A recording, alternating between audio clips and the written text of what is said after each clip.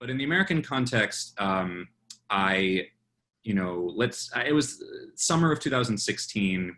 I was really seeing, okay, there's this sense that every American election has a kind of medium associated with it.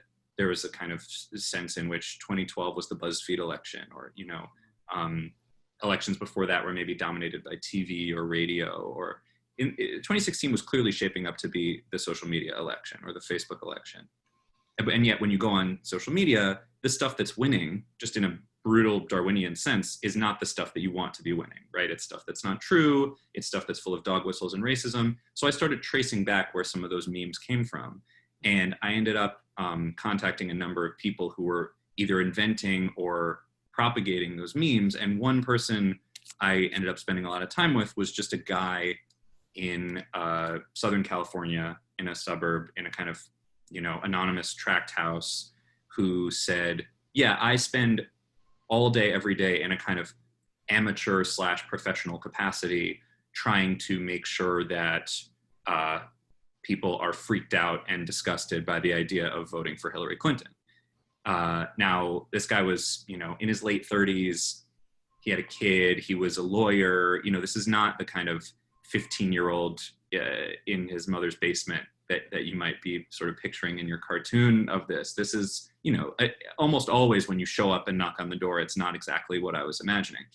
So in this case, this was someone who I had noticed a lot of the most popular sort of disinformation or kind of quasi dog whistly hate speech online had passed through him at some point on its way. And generally, when you say, whether these things are fringe or whether they're mainstream, usually there's a spectrum or a chain of transmission where the things go from the fringes of the internet to the mainstream, and it goes through several tiers.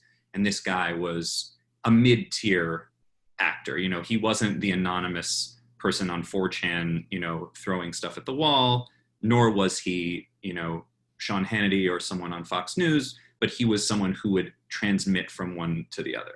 And he was sort of an expert at identifying things on the fringes of the internet and then being a conduit through which they could get into the mainstream heart of the American discourse. And so I said, can I just sit with you and watch you? And so he would show me. He was very transparent and candid about it. And he would sort of say, I have all these intellectual quibbles with Hillary Clinton's foreign policy, and but I don't bother putting that stuff out there because that's not what the algorithms are going to surface. What these algorithms surface is stuff that makes people's blood boil, stuff that gets people excited, makes them fear loathing or fear or disgust.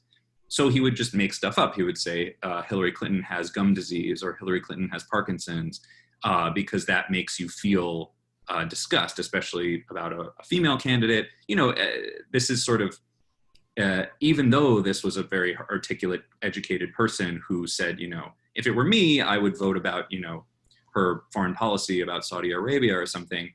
What he was really good at was knowing what the algorithms would pump into the ecosystem. And he knew that because all that the algorithms can measure is how much people are liking, disliking, sharing, commenting, he knew that by putting out some specious claim that Hillary Clinton had a degenerative illness or saying, she's weak, she doesn't have the stamina to be president, that would be a better viral meme than making some intellectual argument about her policy. And so I was watching him do that again, watching him game trending hashtags on Twitter, watching him reverse engineer news cycles. I could spend a few hours in that guy's living room watching him on his laptop, and then go back to my hotel and then wake up the next morning and read the newspaper and essentially say, okay, this article is in the newspaper today because of what I watched this anonymous guy do on the internet yesterday. And so I was experiencing this disconnect where this was a person whose name no one in America would really know, and yet he was having this massive outsized effect on how people were understanding and consuming the information around them. So that just became a very clear, and this is one of, 30 or 40, times like this where I sort of thought, okay, the way we think we understand the world is not the way we're actually understanding the world. There's a hidden layer here.